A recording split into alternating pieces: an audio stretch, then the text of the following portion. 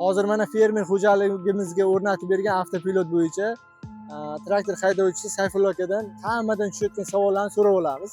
Sayfulla aka, mana an'anaviy haydaganda kechasi haydash qiyin yoki haydab bo'lmaydi. Avtopilotda qanaqa o'zi? O'sha fikrlaringizni ayting. Avtopilot yaxshi, kechasi to'g'ri o'zi ekib ketadi. An'anaviyda ekolmaysan, qiyshiq-mishiq bo'lib ketadi. Buni qulaylik taraflari juda yaxshi ekan. Hop, Sayfulla aka, mana kechqurun haydaganda an'anaviy haydashda traktor haydovchilari ko'plari ko'zim og'riydi deydi. Avtopilot o'rnatgandan keyin qanaqa bo'lar ekan o'zi? Qiyinchilik darajasi. Shu avtopilotda yaxshi, ko'z og'rimaydi, o'zi ketadi. Ko'rishga ham uncha anaqa qilmaysan, haydab ketaverasan, o'sha to'g'ri ketadi-da o'zi. Uncha e'tibor bermaysan-da, qiyshiq ketyaptimi, to'g'ri ketyapti, o'zi to'g'ri haydab ketadi. Ko'ngil to'q bo'ladi. Ko'ngil to'q bo'ladi, uncha kuch sarflamaysan. Hop, mana avtopilotda ekilgan yerda kultivatsiya qilish qanchalik oson, qiyin, fikrlaringizni aytsangiz?